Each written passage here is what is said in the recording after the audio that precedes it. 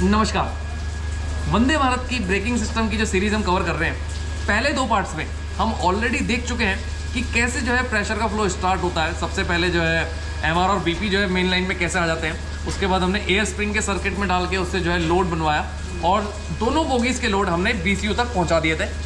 इसके बाद हमने पार्किंग ब्रेक का सर्किट देख लिया और हमने देख लिया था कि जो है B01 से एक सप्लाई जा चुकी थी, जो ब्रेक रिजर्वायर है या जिसे सप्लाई रिजर्वायर बोल देते हैं, मतलब जिसका यूज़ मैं केवल अपने ब्रेकिंग सिस्टम के लिए करने वाला हूँ। तो वहाँ तक हम जो है पिछले पार्ट में देख लिया था कि सप्लाई आ चुकी है हमारी की। अब उसके आगे जो है सप्लाई कहाँ जाती है और कैसे जो है ब्रेकिंग जो है गाड़ी में होती है, यानी मेन हम सीखेंगे आज BCUs के फंक्शन। और इसके बाद ही जो हमारा पूरा जो ब्रेकिंग सिस्टम का ये सीरीज़ है ये हो जाएगी ख़त्म। तो आइए चल के आपको दिखाता हूँ कि ब्रेक रिजर्वायर के बाद सप्लाई कहाँ जाती है।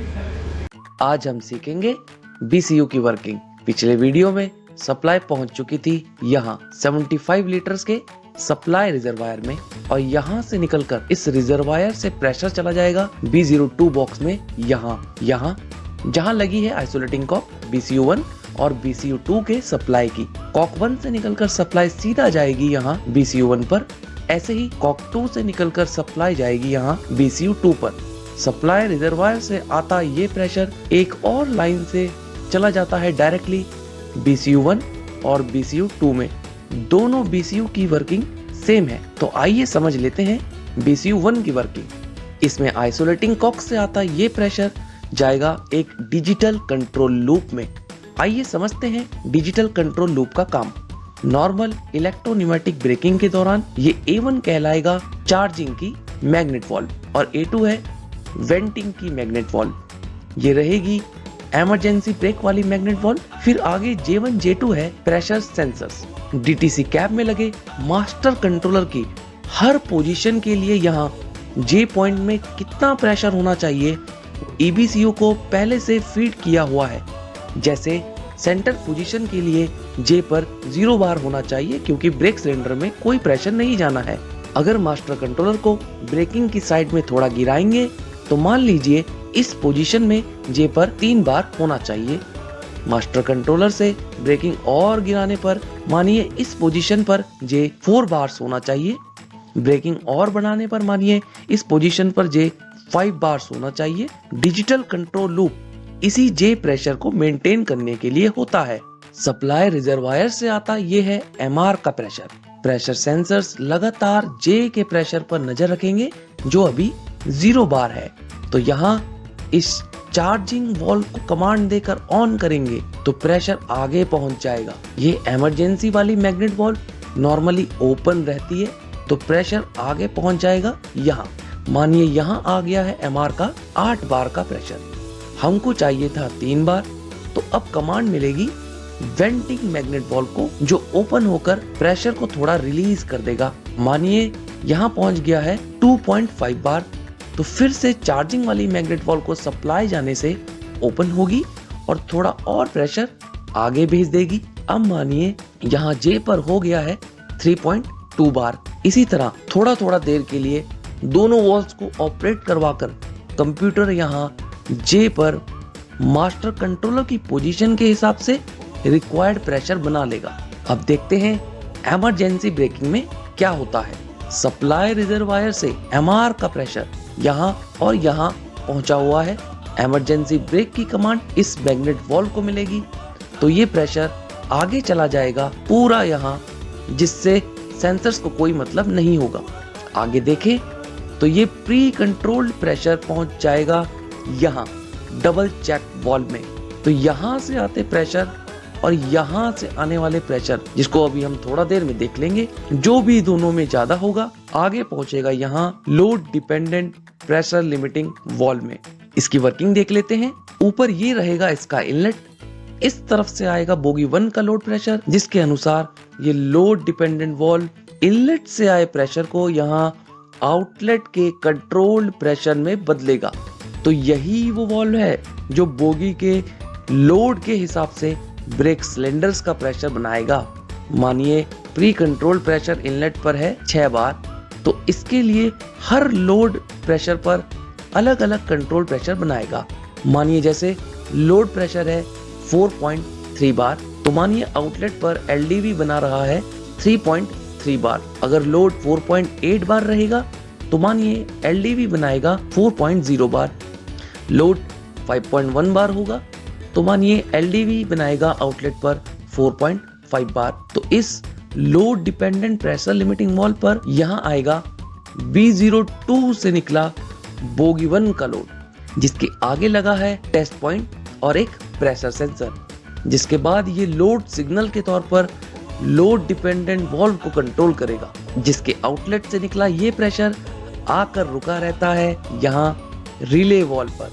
मानिए यहाँ प्रेशर है 3.2 बार, तो ये MR प्रेशर जो सप्लाई रिजर्वायर से डायरेक्ट आ रहा था आ जाएगा रिले वाल्व में, जो इसको कंट्रोल प्रेशर के बराबर या कहीं ब्रेक सिलेंडर प्रेशर में बनाकर आगे भेज देगा ब्रेक कैलिपर्स के लिए, जिसके रास्ते में है ये BC प्रेशर का प्रेशर सेंसर, जो TCMS डिस्प्ले पर उस बोगी का BC प्रेशर हमेशा शो करता रहता है। और ये है test point manually BC pressure check करने के लिए।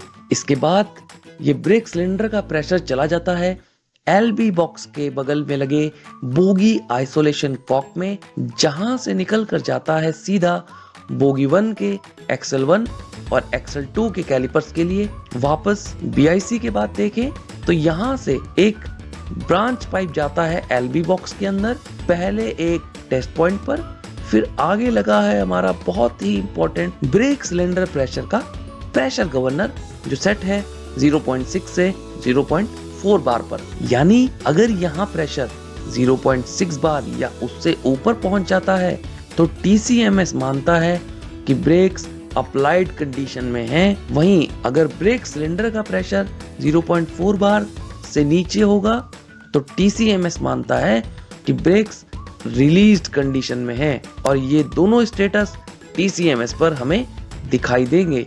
यहाँ देखें तो इस T पॉइंट से निकलकर BC प्रेशर पहुंच जाएगा DTC कैबिन में लगे डुअल गेज में, जिसके मीटर में BC प्रेशर दिखाएगा। ये मैंने ऑलरेडी बता दिया था कि ये एयर स्प्रिंग वाला रिजर्वायर था, और ये था आपका जो है ब्रेक रिजर्वायर, या फिर इसे बोलते हैं सप्लाई रिजर्वायर, जिसकी एयर का मैं उपयोग केवल करने वाला हूँ ब्रेकिंग सिस्टम के लिए। तो मैंने दिखा दिया था कि इसके इनलेट पे जो है यहाँ पर अंदर से जो है एयर आ चुकी थी, इतना हम देख चुके थे। अब इसके बाहर की तरफ अगर मैं देखूँ यहाँ पे, तो ये है इसके आउटलेट की लाइन, और आउटलेट की लाइन यहाँ से निकल कर जो है नीचे चली जाती है आपका जो है B02 पे।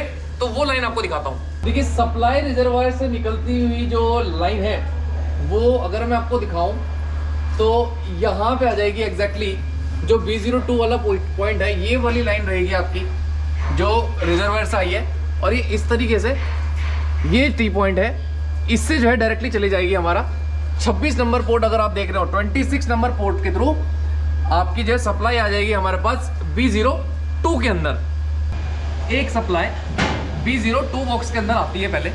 तो B02 बॉक्स के अंदर क्यों आती है? दरअसल अगर मैं आपको BCU जब खोल के दिखाऊंगा तो आपको दिखेगा कि BCU2 के अंदर कोई भी जगह नहीं है इसकी आइसोलेटिंग कॉक्स जो है फिट करने के लिए।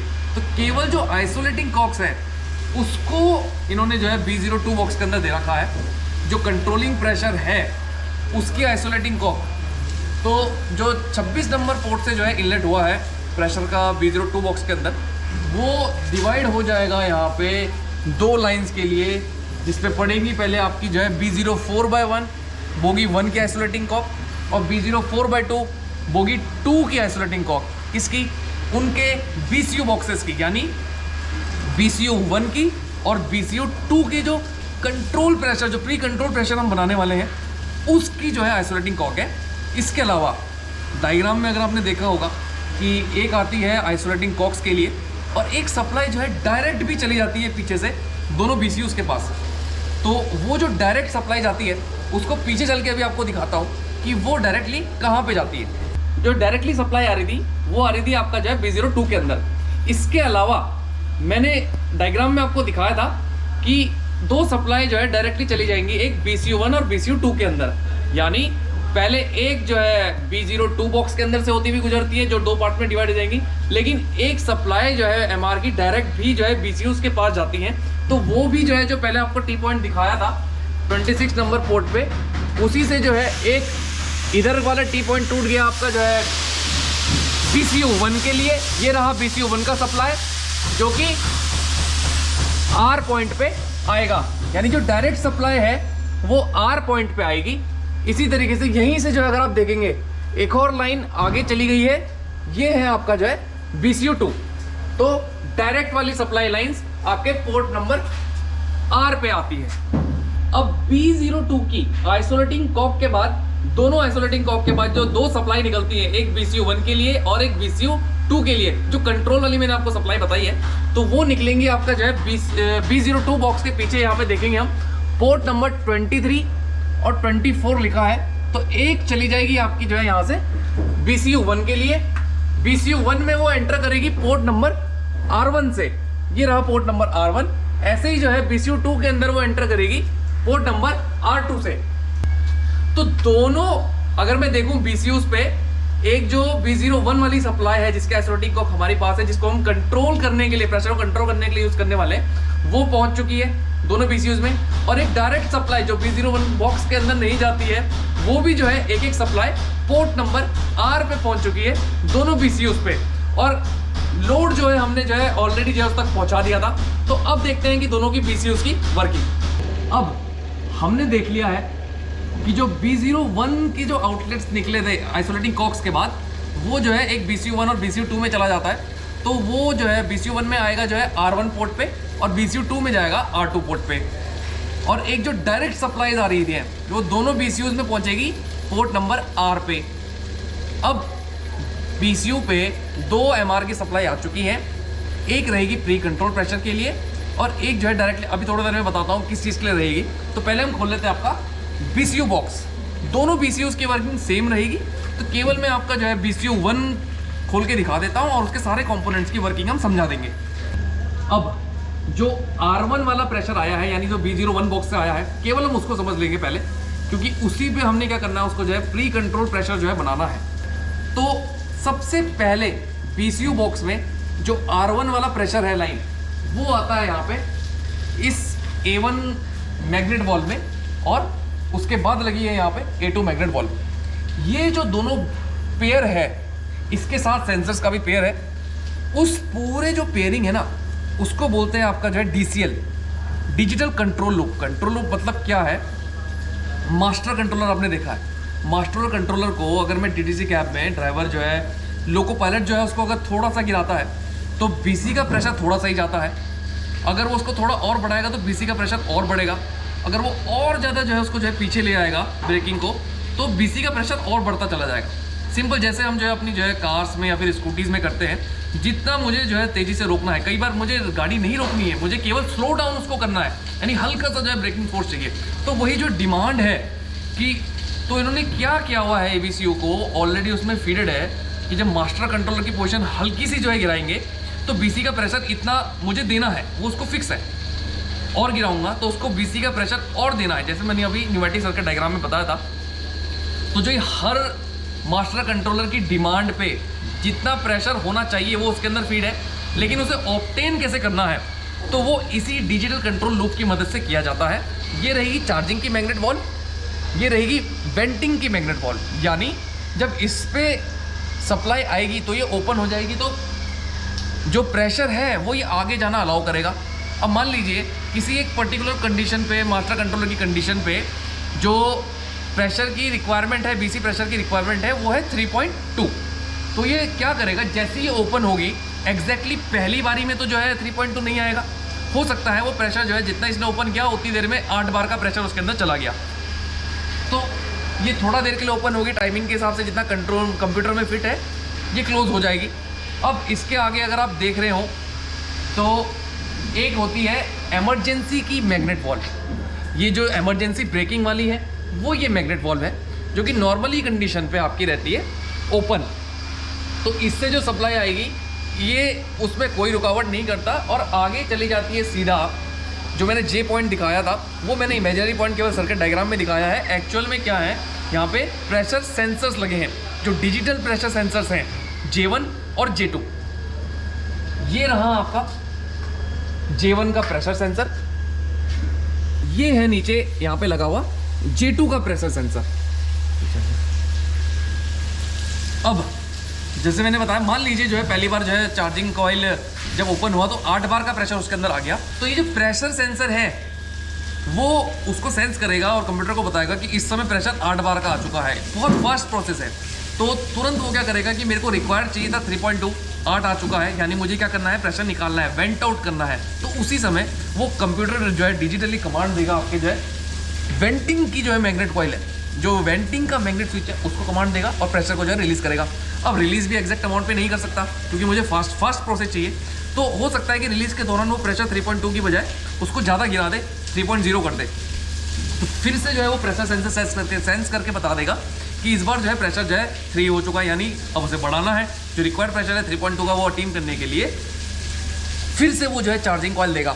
तो ये जो चार्जिंग और वेंटिंग है ये बहुत जो है रैपिडली जो है होती है और अल्टीमेटली जो है मुझे जो प्रेशर जो रिक्वायरमेंट है मास्टर कंट्रोलर की पोजीशन के अकॉर्डिंग उस समय जितना प्रेशर की रिक्वायरमेंट है वो ये DCL जो लूप है वो अचीव कर लेगा। तो जो EP ब्रेकिंग है, यानी जो नॉर्मल जब सर्विस ब्रेक वगैरह बोल देते हैं, तो उसका लूप जो है यहाँ से जो है मैंने आपको बता दिया। EP ब्रेकिंग में ही इन्होंने एक मोड दिया हुआ है इमरजेंसी ब्रेकिंग का। जब आप जो है इमरजेंसी पुश बटन वहाँ से प्रेस करते हैं DTC से, तो क्या होता है आपको पता है, उसकी एक अलग से मैग्नेट कॉइल है। उस समय चार्जिंग और वेंटिंग पूरी तरीके से क्लोज रहेंगी दोनों कॉइल। तो उस समय जो है मैंने आपको दिखा दिया है कि नीचे से जो R1 से प्रेशर आ रहा था पोर्ट से, वो डायरेक्टली इस पे भी आता है। उस समय इमरजेंसी जब पुश बटन आप दबाएंगे तो ये वाली कॉइल क्लोज हो जाएगी। कनेक्शंस हैं वो इस तरीके से किए हुए हैं कि जैसे इसकी सप्लाई जो ऑफ होगी, यानी इमरजेंसी ब्रेकिंग आप अप्लाई करेंगे तो वो डायरेक्टली जो MR का प्रेशर आ रहा था बिना किसी DCL लूप में डाले पूरा का पूरा प्रेशर आगे भेज देगा। J1 J2 की उस समय कोई वैल्यू नहीं रह जाएगी, वो उसको प्रेशर से उस समय कोई मतलब नहीं रहेगा और प्रेशर आगे चल के पहुंचता है हमारा डबल चेक वॉल में। तो डबल चेक वॉल कहाँ है वो दिखा देता हूँ। ये जो G कंपोनेंट है ये है आपका double check wall. Double check wall मतलब क्या है, सिंपल चेक वॉल भी है। डबल चेक वॉल गाड़ी में कई जगह है और तो इसको बहुत सिंपल है, जैसे हम NRV बोल लेते हैं कि एक डायरेक्शन से आएगा और दूसरी डायरेक्शन में ही निकलेगा। तो ये क्या करता है, ये डबल चेक वॉल बस इतना होता है कि इनलेट इसके 2 पोर्ट्स रहेंगे, आउटलेट एक, मतलब दोनों में से कहीं से भी आ जाए वो आगे की तरफ ही जाएगा प्रेशर। और अगर मान लीजिए दोनों तरफ से आ रहा है तो जो साइड का प्रेशर ज़्यादा होगा वो वाला प्रेशर जो है आगे चला जाएगा। तो यानी जो NRV जो सिंपल जो चेक वॉल्व है वही ये काम करती है। वैसे डबल है, डबल चेक वॉल्व मतलब इसके इनलेट्स जो है 2 साइड से रहेंगे, आउटलेट की डायरेक्शन फिर भी जो है एक ही डायरेक्शन में दोनों जाएगी जो ज़्यादा प्रेशर होगा।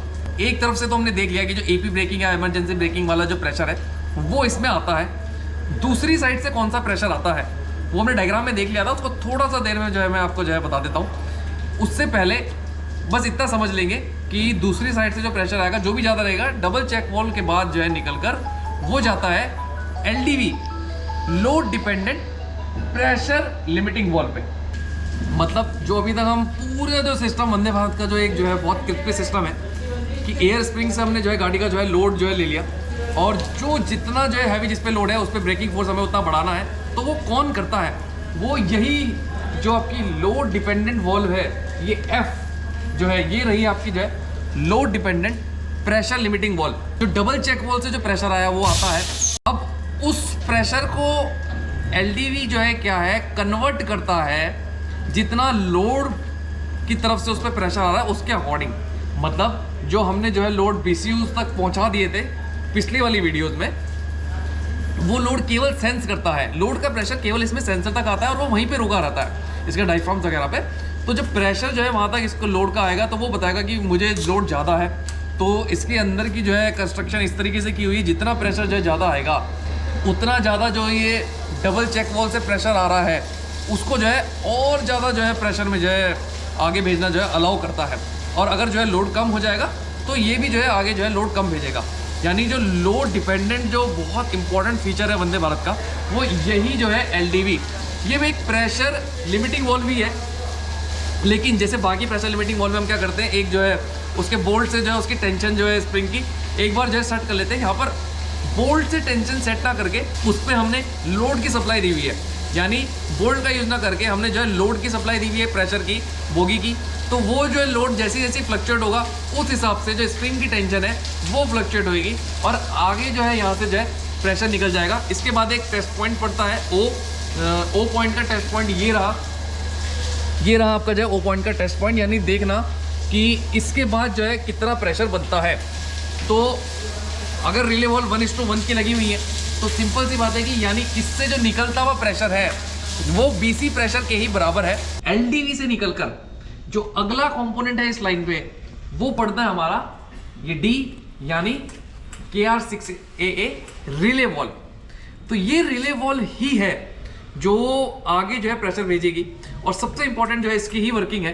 देखिए हमने एक प्री कंट्रोल प्रेशर जो है वहां से बना लिया है चार्जिंग वेंटिंग पॉइंट करके। लोड डिपेंडेंट वॉल्व के बाद आपको प्री कंट्रोल प्रेशर मिल जाएगा। तो ये जो कंट्रोल प्रेशर है वो रिले वॉल्व पर आकर रुका रहता है, ये आगे नहीं जाने वाला है कहीं भी। ये केवल यहाँ पे इसको बताएगा कि ब्रेक सिलेंडर की डिमांड कितनी है, मतलब मुझे आगे BC का प्रेशर कितना भेजना है। 3.0 बार का जो है वो उस पर प्रेशर लगा रहा है, तो रिले वॉल्व को पता चल जाएगा कि मुझे आगे ब्रेक सिलेंडर में कितना प्रेशर भेजना है।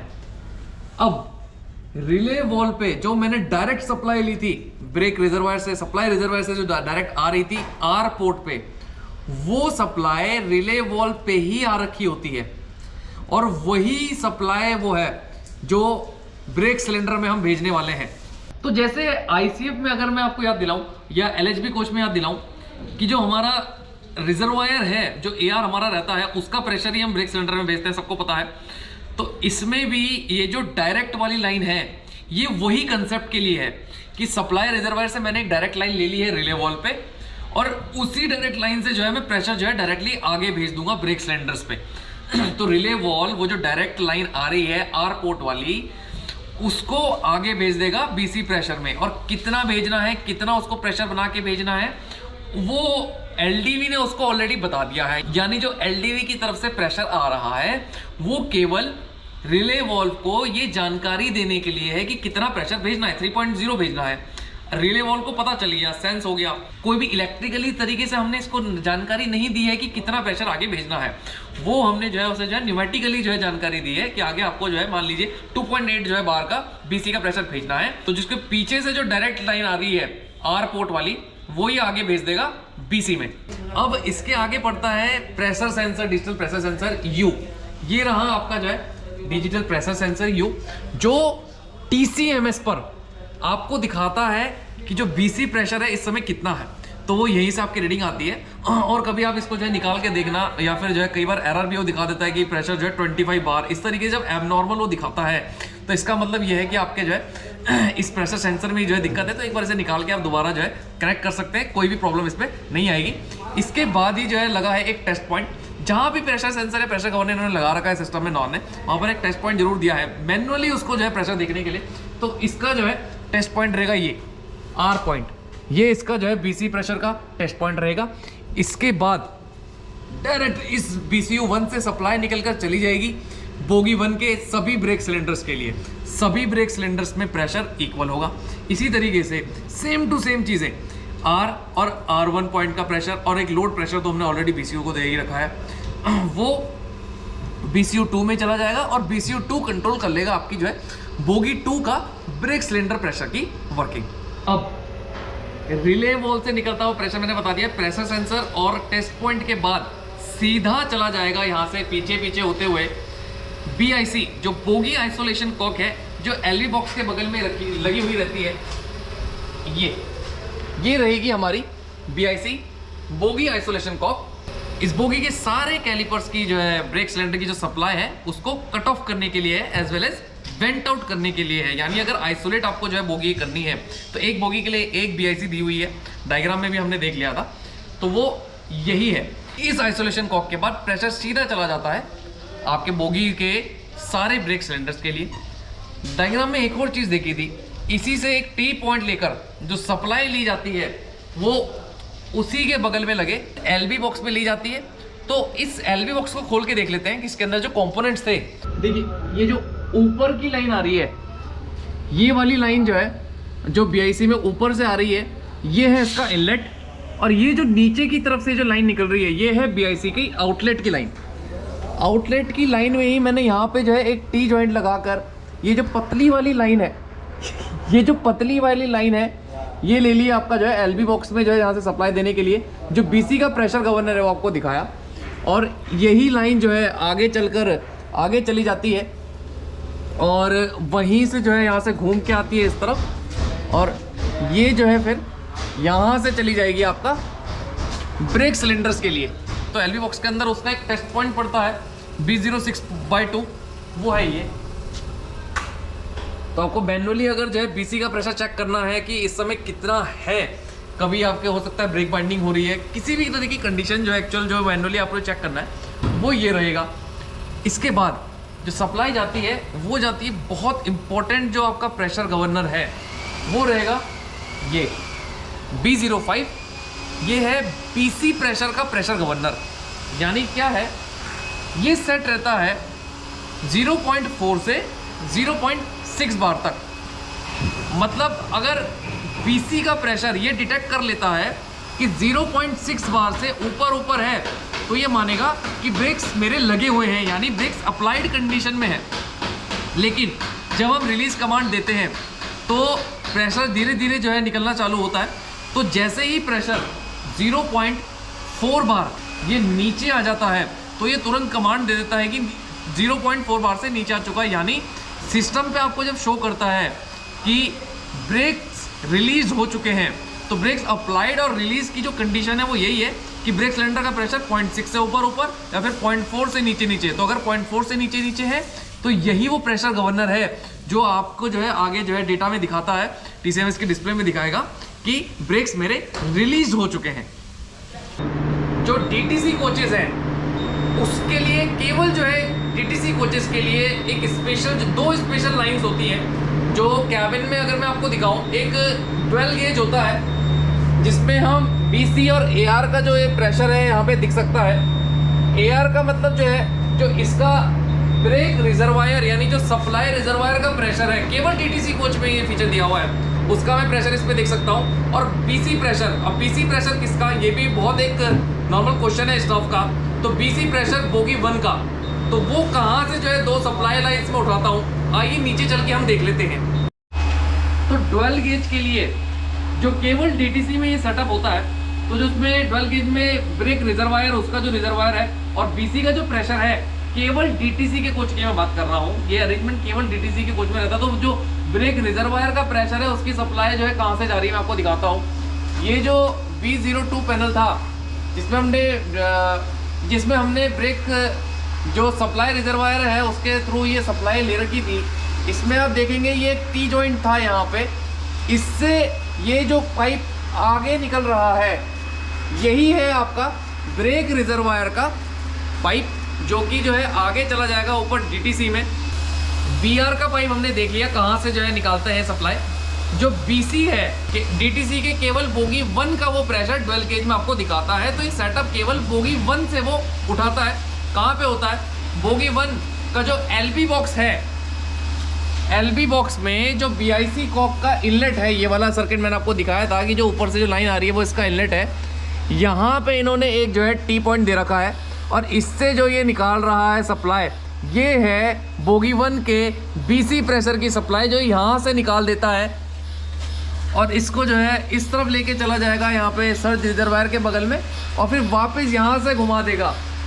अब आपको दिखाता हूँ ये दोनों पाइप्स कहाँ पे जाके मिलेंगे। अब जो लोको पायलट पैनल के नीचे जो मैं यहाँ पे आ चुका हूँ और जो BC और BR यानी ब्रेक रिजर्वायर का जो कनेक्शंस मैंने पीछे से भी आपको दिखाए हैं, तो वो हैं ये दोनों पाइप्स। ये रहेगा आपका जो BC प्रेशर है बोगी 1 का और ये रहेगा जो सप्लाई रिजर्वायर से जो मैंने अभी न्यूमेटिक लाइन ली है वो। बाकी पाइप्स हम ऑलरेडी डिस्कस कर चुके हैं। तो ये वाली जो सप्लाई है ये है BC प्रेशर की सप्लाई और ये वाली जो सप्लाई है ये रहेगी जो सप्लाई रिजर्वायर है इस DTC कोच का, और दोनों सप्लाई ऊपर जाकर मिल जाएंगी 12 गेजेस में। अब हमने देख लिया है इलेक्ट्रोन्यूमेटिक ब्रेकिंग का सिस्टम। अब हम देखेंगे कि EP फेल होने पर BP को गिरवाकर जो ब्रेकिंग सिस्टम का विकल्प वंदे भारत में दिया गया है उसको। सप्लाई रिजर्वायर से आती ये सप्लाई जा रही थी BCU1 और BCU2 के लिए, उसी से एक सप्लाई आती है यहाँ इस PRV पर जो 4.1 बार पर सेट है, जिसके बाद ये 4.1 बार का प्रेशर पहुंचकर रुका रहेगा यहाँ STV पर। BP के मेन पाइप से एक सप्लाई आती है इस STV पर। नॉर्मल कंडीशन में इसका प्रेशर 5.0 बार रहेगा, तो ये STV क्लोज रहेगी और ये प्रेशर यहीं रुका रहेगा और आगे नहीं जाएगा। लेकिन जब BP का प्रेशर 4.6 बार या उससे नीचे पहुंचेगा, STV इसको सेंस कर ओपन हो जाएगी और जितना ज्यादा BP गिरता चला जाएगा उतनी ही ज्यादा मात्रा में ये प्रेशर आगे चला जाएगा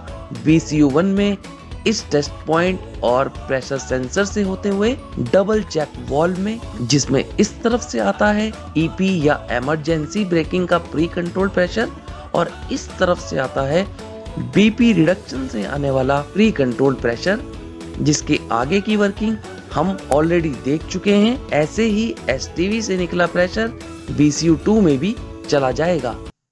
इलेक्ट्रोन्यूमेटिक ब्रेकिंग हमने समझ ली है। इसके बाद इमरजेंसी कंडीशन हो सकता है जो है आपके इलेक्ट्रिकल सिग्नल में कहीं जो है कम्युनिकेशन का फॉल्ट आ जाए, तो उस समय जो है गाड़ी पे सेफ्टी के लिए जो हमारा कन्वेंशनल ब्रेकिंग सिस्टम है, यानी इसमें हम जो है BP को ड्रॉप करते हैं और तब जो है ब्रेकिंग लगती है, वो भी वंदे भारत में दिया हुआ है। तो वो सिस्टम समझ लेंगे। तो उसके लिए कुछ नहीं है, जो B02 बॉक्स था हमारा, इसमें जो मैंने सप्लाई रिजर्वायर से जो है आपको बताया था कि दो आइसोलेटिंग कॉक्स वगैरह में हम जो है सप्लाई दे दी थी और इससे निकल के जो है डायरेक्टली जो है वो कॉक जो है BCU में जा रही थी। उसी में से बीच में एक पॉइंट से ना ये उसी MR को जो है ले लेते हैं, उससे पहले कॉक से पहले जो है एक MR की सप्लाई को जो है ले लेते हैं और उसको ही सबसे पहले जो है डाला जाता है एक PRV में, जो है ये प्रेशर रिड्यूसिंग वाल्व, जो कि सेट रहती है 4.1 बार पे। तो इसे 4.1 बार पे क्यों किया गया? देखिए, जो ब्रेक सिलेंडर का प्रेशर है वो पूरे सिस्टम में मैक्सिमम जो है ऑफिशियली 3.8 है। तो अगर कभी जो है टॉलरेंस ऊपर नीचे भी हुई तो मैक्सिमम 3.9 तक ही जो है आपको जो है सप्लाई भेजनी है। तो जब रिक्वायरमेंट मेरी इतनी ज़्यादा नहीं है कहीं पर भी, तो अगर मैं उसको 10 kg का प्रेशर 8 kg का प्रेशर दे दूंगा तो it will be a waste. तो हम क्या करते हैं कि हमारी रिक्वायरमेंट ही जब कम है तो उसको थोड़ा सा फैक्टर ऑफ सेफ्टी देके उसको 4.1 बार पे इन्होंने जो है एक PRV से जो है रिड्यूस कर लिया है। तो ये जो प्रेशर है, क्योंकि ये सप्लाई रिजर्वायर से आ रहा है, यानी यही वो प्रेशर है जो ब्रेक सिलेंडर्स के अंदर फीड होगा अगर BP का ब्रेक लगता है। तो पहले हमने उसको जो है एक PRV में दे दिया और PRV से देने के बाद ये अगला जो कंपोनेंट आपका पड़ने वाला है, जो वंदे भारत का जो DV है, वो कंपोनेंट रहेगा ये रहेगा आपका STV। तो STV में क्या होता है, जो सप्लाई रिजर्वायर से 4.1 बार का प्रेशर आके इस पे रुका हुआ है। अब STV पे ही हमने एक BP से जो है लाइन ले रखी है। जब तक BP का प्रेशर 5.0 बार है, मतलब जब BP जो है आपके जो रिलीज कंडीशन में है, तो STV उस 4.1 बार के जो सप्लाई रिजर्वायर से आता हुआ प्रेशर है उसको जो है रोक के रखेगा। जैसे ही BP आप गिराएंगे, और गिराने के लिए करीबन इसमें सेट है 4.6 बार या उससे नीचे नीचे जो है, जैसे BP को गिरता हुआ ये DV सेंस कर लेगा, तो ये जितना आप BP गिराते चले जाएंगे। मान लीजिए आपने 4.4 पे किया, तो ये जो आगे से जो इस PRV से आता हुआ प्रेशर था ये उसको जो है आगे भेज देगा और आगे जो है भेज के ये B02 से वही प्रेशर चला जाएगा BCU बॉक्सेस में, और उस समय वो दोनों BCU बॉक्सेस के लिए जाएगा, यानी BCU1 में भी जाएगा और BCU2 में भी जाएगा। अब अगर BP आप और ज़्यादा गिरा देते हैं, लेट अस सपोज कि आप जो है उसे 3.5 बार पे कर देते हैं, तो जो 4.1 को पहले मान लीजिए वो भेज रहा था केवल 1.8 बार का प्रेशर आगे भेज रहा था, तो अब वो जो है 2.5 का प्रेशर जो है आगे भेजना चला जाएगा। जितना BP गिराएंगे, जैसे मास्टर कंट्रोलर में हो रहा था कि जितना आप उसे पीछे गिरा रहे थे तो कंट्रोल जो आपका कंट्रोल लूप है वो आपका प्रेशर जो भेजने वाला J पॉइंट का था उसको बढ़ा रहा था, वही काम यहाँ पे जो है ये हमारा जो है pneumatic component STV purely pneumatic component है, कोई इलेक्ट्रॉनिक जो है कोई कनेक्टर इस पे नहीं लगा हुआ है। ये प्रेशर जो है गिराने के बाद उस 4.1 बार के प्रेशर को ऐसा फीड प्रेशर ब्रेक सिलेंडर के लिए आगे भेज देगा और वो दोनों तरफ डिवाइड हो जाएंगे। और दोनों तरफ कहाँ जाएगा, वो जो डबल चेक वाल्व आपको बताई थी उस पे आ जाएगा। उस पे आ जाएगा का ये मतलब है कि उस पे चाहे मैं एपी ब्रेक मास्टर कंट्रोलर से गिरा के देखूं, एक बार में आप इसे ट्राई कीजिए, कोई इशू नहीं है। आप ईपी ब्रेक को जो है थोड़ा सा गिराइए और दूसरी तरफ तो उस पे इस साइड से प्रेशर आ जाएगा ईपी साइड से, और आप जो है साथ पे साथ जो ड्राइवर ब्रेक हैंडल है लोको पायलट के बगल में जो दिया रहता है उसको जो है गिराइए, तो बीपी का प्रेशर, बीपी की गिरावट की वजह से भी ब्रेक सिलेंडर का प्रेशर उसमें आना चालू हो जाएगा।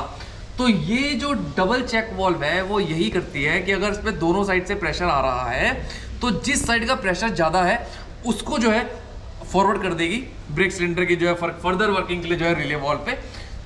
एक और चीज़ आपको दिखा दूँ कि ये जो पीआरवी है ऑलरेडी समझा चुका हूँ कि इसके ऊपर ये जो बोल्ट हैं, जितने भी पीआरवीज हैं इसके ऊपर ये जो बोल्ट है इसी को आप एडजस्ट करके इसकी जो स्प्रिंग की टेंशन है, यानी जो पीआरवी, जैसे मैं इसी पीआरवी को अभी मैंने सेट किया हुआ है मान लीजिए 4.1 बार पे, अगर मैं इसकी टेंशन को बढ़ाऊं या घटाऊं, बोल्ट को आगे या पीछे करूं, टाइट करूं या लूज करूं, उससे वो प्रेशर जो है जो आगे वो भेजने वाला है मैं उसको 5, 6, 7, 8 कितने भी बार पे जो है सेट कर सकता हूँ। ऑफकोर्स उसकी एक लिमिट होगी मैक्सिमम। तो यही वो बोल्ट है जिससे पीआरवी की जो आउटलेट की जो प्रेशर रेंज है, जो प्रेशर है मैं उसको जो है सेलेक्ट करता हूँ। और जो एसटीवी है, एसटीवी यानी जो इसका डीवी है, इसके नीचे भी एक बोल्ट दिया हुआ है। ये बोल्ट्स आपको छेड़ नहीं लेने हैं, कभी भी नहीं छेड़ना है, लेकिन पता होना चाहिए हमारे स्टाफ को कि ये बोल्ट्स जो हैं डीवी के नीचे जो ये जो बोल्ट है ये वही बोल्ट है जो डिसाइड करता है कि कितना मिनिमम रिडक्शन मैं करूं कि ब्रेक सिलेंडर का प्रेशर वो जो है सप्लाई कर दे आगे, जिसको मैंने अभी बोला है 4.6 बार जो है जैसे मैं गिराता हूँ तो उसके बाद उससे नीचे फर्दर जो भी रिडक्शन है तो बीसी का प्रेशर वो बना के भेजने लग जाएगा। तो ये वही बोल्ट है। अगर मैं इसको और टाइट कर दूँ तो जो है इवन अगर आप 4.8 बार से भी जस्ट उसको नीचे ले आएंगे तो भी ब्रेकिंग हो जाएगी। और अगर मैं इसको लूज कर दूं तो अगर आप 4.4 बार या 4.2 बार या चाहते हैं कि 4 kg पे जो है ब्रेकिंग हो तो वो यही जो है इसका बोल्ट है जिससे आप इसकी जो रेंज है वो एडजस्ट कर सकते हैं। BCU2 भी BCU1 की तरह ही कार्य करता है। इसके रिले वॉल से निकला ये BC प्रेशर जाएगा बोगी 2 के BIC कॉक में, फिर इसका भी प्रेशर गवर्नर यहाँ LV बॉक्स में होगा और BC प्रेशर आगे चला जाएगा बोगी 2 के XL1 और XL2 पर। अब आखिरी टॉपिक है हमारा एंटी कंपाउंडिंग। आइए समझ लेते हैं। मानिए ये है पार्किंग वाला कैलिपर। अब अगर पार्किंग ब्रेक्स अप्लाइड हैं तो मान लीजिए कैलिपर्स पर प्रेशर है 2.5 बार का। अब अगर हम EP ब्रेक्स भी लगाते हैं तो ये एक्स्ट्रा प्रेशर पड़ जाएगा कैलिपर्स पर जो कि ज़रूरत से काफ़ी ज़्यादा होगा। ऐसा होगा अगर दोनों ब्रेकिंग्स जुड़ जाएं। लेकिन वंदे भारत में लगा एंटी कंपाउंडिंग ऐसा नहीं होने देता और ऐसे में पार्किंग ब्रेक्स को कम कर देता है। आइए देखते हैं कैसे। बोगी 1 की BIC कॉक के बाद इस T पॉइंट से लेकर PC प्रेशर भेजा जाता है B01 बॉक्स में यहाँ। ऐसे ही यहाँ आ जाता है बोगी 2 का भी BC प्रेशर। दोनों BC प्रेशर जाएंगे इस डबल चेक वॉल में, जिनमें से ज़्यादा वाला प्रेशर आगे जाएगा एंटी कंपाउंडिंग की इस डबल चेक वॉल में। तो ये है एंटी कंपाउंडिंग की डबल चेक वॉल, जिसके इस छोर पर आएगा ब्रेक सिलेंडर का प्रेशर। यहाँ से आता है इंपल्स वॉल्व से आने वाला प्रेशर। यहाँ है इसका आउटलेट यानी पार्किंग ब्रेक्स में जाने वाली सप्लाई। हम जानते हैं कि पार्किंग ब्रेक्स अगर रिलीज्ड हैं तो इंपल्स वॉल्व से MR प्रेशर आ रहा होता है जो चला जाता है पार्किंग ब्रेक्स के सिलेंडर में। अब अगर पार्किंग ब्रेक्स अप्लाइड हैं इसका मतलब इंपल्स वॉल्व से कोई भी प्रेशर की सप्लाई नहीं आएगी। तो मानिए कैलिपर पर प्रेशर है 2.6 बार का। अब अगर इस समय हम किसी भी टाइप की ब्रेकिंग से BC प्रेशर अप्लाई करते हैं, मानिए 2.2 बार का किया, तो BC प्रेशर आएगा यहाँ और चला जाएगा पार्किंग ब्रेक्स वाले चैम्बर में, जिससे स्प्रिंग की टेंशन कुछ रिलीज हो जाएगी और पार्किंग ब्रेक्स वाला कैलिपर पर दबाव हो जाएगा कम। यानी कैलिपर पर पार्किंग और न्यूमेटिक प्रेशर जुड़ेगा नहीं, बल्कि पार्किंग ब्रेक्स का फोर्स BC प्रेशर के हिसाब से खुद कम हो जाएगा। अब एंटी कंपाउंडिंग क्या होता है कि मान लीजिए जो है पार्किंग ब्रेक्स किसी सिलेंडर में लगे हुए हैं, किसी ब्रेक कैलिपर में जो है पार्किंग ब्रेक्स लगे हुए हैं। अगर मैं वहाँ से जो है ईपी ब्रेक गिराने की जो है कमांड देता हूँ टेस्टिंग के दौरान, तो अगर पार्किंग की वजह से ब्रेक कैलिपर्स पे फोर्स है, मान लीजिए मैं फोर्स को जो है प्रेशर के टर्म्स पे बोल रहा हूँ, मान लीजिए उस समय प्रेशर उस पर है 2.5 बार का। अब अगर मैं ईपी ब्रेक भी लगा देता हूँ तो उसी सिलेंडर में जो प्रेशर है ईपी की वजह से मान लीजिए आ रहा है 2.2 बार का, तो जो एक्चुअल जो फोर्स हो जाएगा नीचे वो तो ऐड हो जाएगा 2.5 प्लस जो है 2.2। ऐसा ना हो इसके लिए इसमें एक सिस्टम दिया हुआ है जिसको हम बोलते हैं एंटी कंपाउंडिंग, यानी जो है दोनों चीजें मिले ना, एक बारी में एक ही फोर्स, चाहे वो एपी ब्रेकिंग सिस्टम का हो चाहे वो पार्किंग ब्रेक्स का हो, दोनों में से केवल एक ही चीज एक बार लगेगी, वही है हमारा एंटी कंपाउंडिंग का सर्किट। आइए देखते हैं जो एंटी कंपाउंडिंग का कंसेप्ट है। एंटी कंपाउंडिंग को समझने के लिए हम ये समझेंगे कि जो बीआईसी से ब्रेक सिलेंडर्स का प्रेशर में जो है दोनों बोगीज में जा रहा था, तो बोगी 1 की जो है बीआईसी कॉक के बाद हम एक टी पॉइंट लगा के, यानी जो बोगी 1 का जो बीसी का प्रेशर है वो हम उठा लेते हैं वहां से, और जो बोगी 2 का प्रेशर है वो भी बीआईसी कॉक के बाद एक टी पॉइंट लगा के उठा लेते हैं, और उसको हम ले आएंगे हमारे B01 बॉक्स के अंदर। B01 बॉक्स के अंदर ले आएंगे तो पहले मैं आपको जो है लाइन दिखा देता हूँ कि बीआईसी कॉक के बाद कहाँ वो लाइंस है जो B01 के अंदर जो है दोनों बोगीज का जो है प्रेशर ले आएंगे, और उसके बाद B01 खोल के दिखाएंगे एंटी कंपाउंडिंग का जो सर्किट है। देखिए ये जो ऊपर की लाइन आ रही है, ये वाली लाइन जो है जो बीआईसी में ऊपर से आ रही है, ये है इसका इनलेट, और ये जो नीचे की तरफ से जो लाइन निकल रही है ये है बीआईसी की आउटलेट की लाइन।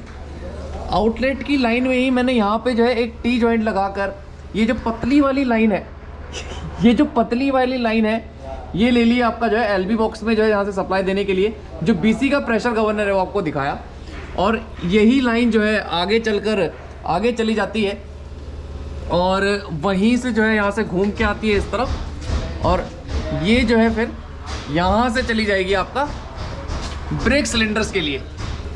यहीं पर जो ये ऊपर टी जॉइंट है, इस टी जॉइंट में जो आगे की तरफ जो सप्लाई जा रही है वही है जो आगे चली जाएगी B01 बॉक्स के अंदर, जो एंटी कंपाउंडिंग का सर्किट है उसके लिए।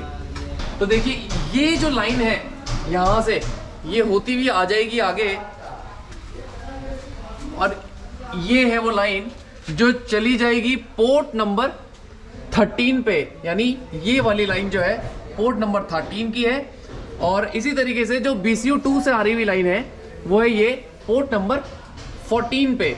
तो ये दोनों जो लाइंस हैं ये हैं दोनों बोगीज से जो हमने एंटी कंपाउंडिंग के सर्किट के लिए जो बोगी 1 से और बोगी 2 से बीआईसी के बाद जो सप्लाई उठाई है बीसी प्रेशर की, वो अब आ चुकी हैं हमारे B01 बॉक्स के अंदर।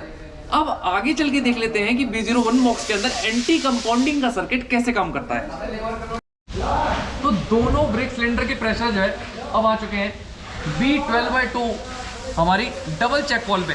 तो डबल चेक वॉल का काम वही रहेगा कि दोनों तरफ से आता हुआ प्रेशर अगर एक साइड में आ जाए तो भी उस प्रेशर को, और अगर दोनों साइड से प्रेशर आ रहा है तो जिस साइड से प्रेशर ज़्यादा आ रहा है उस साइड की प्रेशर को जो है आगे भेजेगा।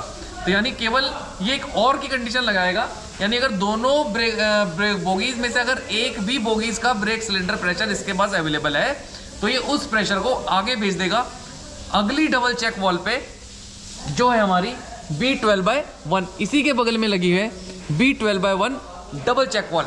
इस चेक वॉल को हमने सेकंड पार्ट की वीडियो में भी देख लिया था।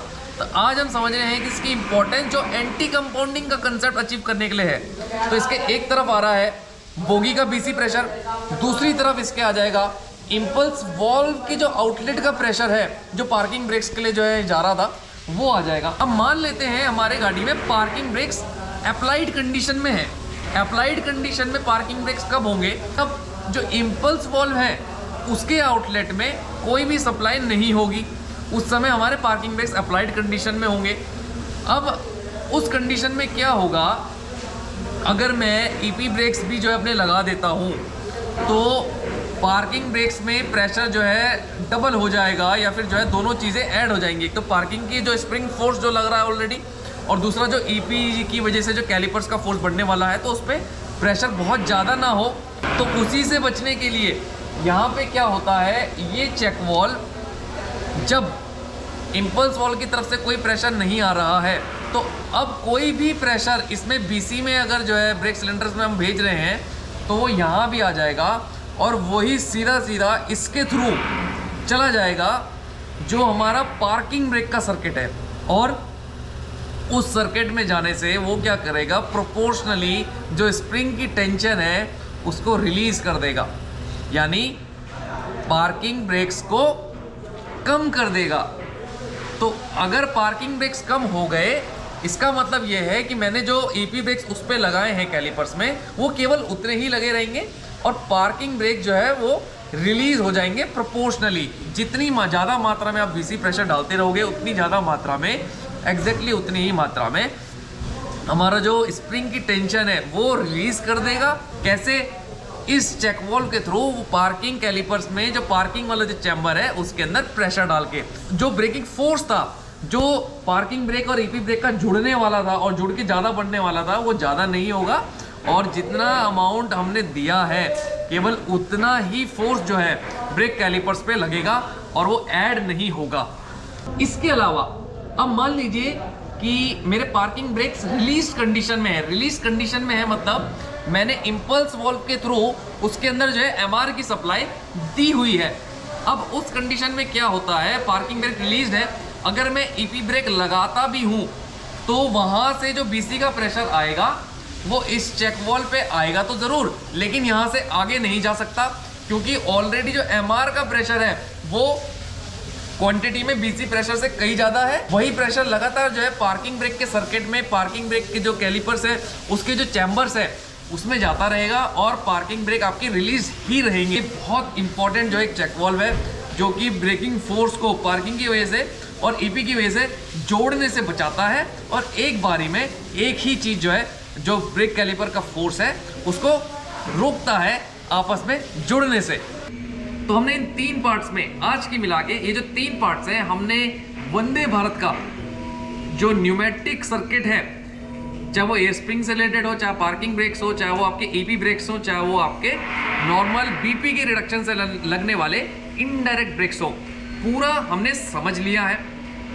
अगले वीडियो में हम कोशिश करेंगे जो ट्रबल शूटिंग है, यानी एन रूट में कई लोगों का क्वेश्चन रहता है कि अगर एमआर के पाइप टूट गए या बीपी के पाइप टूट गए तो उस समय जो है हमको जो है कैसे जो है गाड़ी निकालनी है। और भी बहुत सारे क्वेश्चंस हैं जो ब्लॉक सेक्शंस में जो है हमारे स्पॉटिंग स्टाफ को जो है फेस करने पड़ सकते हैं या कई डिपोज में ऑलरेडी जो है हो सकता है कि वो फेस भी कर चुके हों। किसी भी परेशानी को हल करने के लिए उस समय 10 तरीके हो सकते हैं, 10 लोग अलग अलग तरीके से सोचेंगे। तो मैं कोशिश करूँगा कि जो एक तरीका है उसका या 2 तरीके हैं उसको जो है अगले वीडियो में ट्रबल शूटिंग का जो है उसमें कुछ दिखाने की। तब तक के लिए वंदे भारत की इस ब्रेकिंग सिस्टम की नॉलेज को शेयर करते रहें, सीखते रहें और अगर किसी को कोई परेशानी हो तो कमेंट में लिखिए। हम पूरी कोशिश करते हैं कि जल्द से जल्द अपने स्टाफ की जो है किसी भी परेशानी का जवाब दिया जाए। Thank you.